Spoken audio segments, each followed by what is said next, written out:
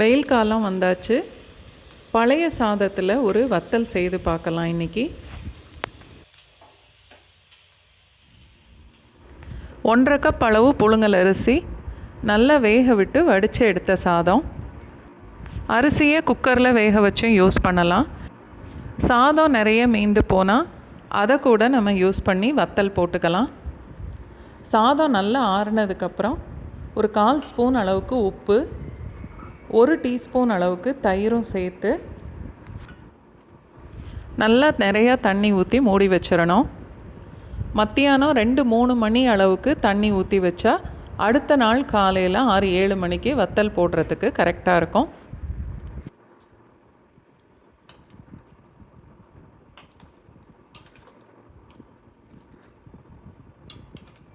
தயிர், உப்பு எல்லாத்தையும் சேர்த்து நல்லா கலந்துட்டு மூடி வச்சிடலாம்.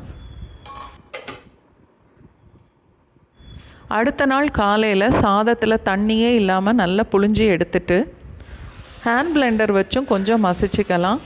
இல்லை மிக்சியில் போட்டு பல்ஸ் மோடில் போட்டும் எடுத்துக்கலாம்.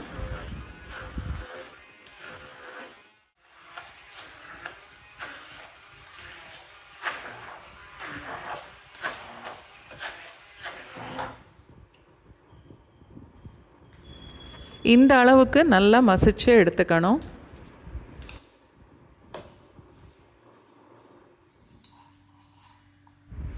தேவையான அளவுக்கு உப்பு,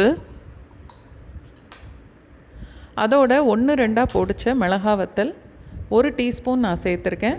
நம்ம காரத்துக்கு தேவையான அளவு கூட்டி குறைச்சிக்கலாம். ஒரு 1.5 டீஸ்பூன் அளவுக்கு சீரகம், பொடிசாக வெட்டின கருவேப்பிலை நல்லா கை நிறையா சேர்த்துக்கலாம்.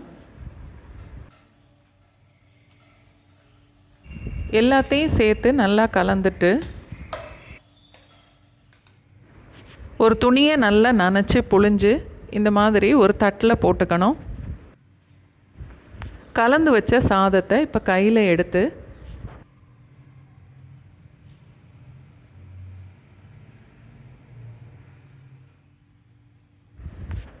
இந்த மாதிரி சின்ன சின்ன உருண்டையாக செய்துட்டு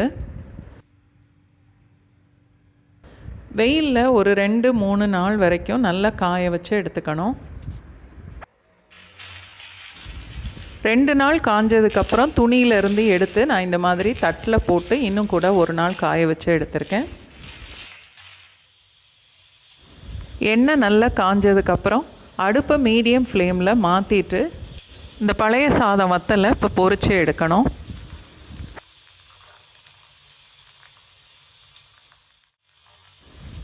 இந்த அளவுக்கு லேசாக செவக்கிற வரைக்கும் பொரிச்சிட்டு எண்ணெயிலேருந்து இப்போ அரைச்சி எடுத்துடலாம்.